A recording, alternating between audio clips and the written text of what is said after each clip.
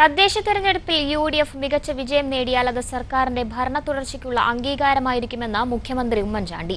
Marxist പാർട്ടിക്ക് ജനപിന്തുണ നഷ്ടമായെന്നും അദ്ദേഹം പറഞ്ഞു. കൊല്ലം ജില്ലയിലെ വിവിധ തെരഞ്ഞെടുപ്പ് പ്രചരണ യോഗങ്ങളിൽ പങ്കെടുത്ത് സംസാരിക്കുകയായിരുന്നു മുഖ്യമന്ത്രി. കനത്ത മഴയെപ്പോലും വകവയ്ക്കാതെയായിരുന്നു കൊല്ലം ജില്ലയിലെ മുഖ്യമന്ത്രി ഉമ്മൻചാണ്ടിയുടെ തെരഞ്ഞെടുപ്പ് പ്രചരണം.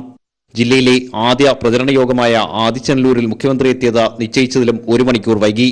മഴയത്തും ആയിരങ്ങൾ ഇവിടെ ഉമ്മൻചാണ്ടിക്കായി കാത്തിരുന്നു. തദ്ദേശ തെരഞ്ഞെടുപ്പിൽ യുഡിഎഫ് മികച്ച വിജയം നേടിയാൽ അത് സർക്കാരിന്റെ തുടർഭരണത്തിനുള്ള അംഗീകാരമായിരിക്കുമെന്ന് മുഖ്യമന്ത്രി ഉമ്മൻചാണ്ടി പറഞ്ഞു. യുഡിഎഫ് ഗവൺമെന്റ് അധികാരത്തിൽ വന്ന കഴിഞ്ഞ 4.5 വർഷക്കാലത്തിനുള്ളിൽ നടന്ന എല്ലാ തെരഞ്ഞെടുപ്പിലും ജയിച്ചത് യുഡിഎഫ്. ഇനി അസംബ്ലി തെരഞ്ഞെടുപ്പിന് മുമ്പ് നടക്കുന്ന ഒരു തെരഞ്ഞെടുപ്പ് ഈ പഞ്ചായത്തിലേക്ക് നടക്കുന്ന തെരഞ്ഞെടുപ്പാണ്. ആ തെരഞ്ഞെടുപ്പിലും യുഡിഎഫിനെ നിങ്ങൾ വിജയിപ്പിച്ചാൽ യുഡിഎഫിന്റെ അധികാര തുടർച്ച എന്നത് കേരളത്തിലെ ജനങ്ങൾ അംഗീകരിക്കുന്നതിന് തുല്യമാകും.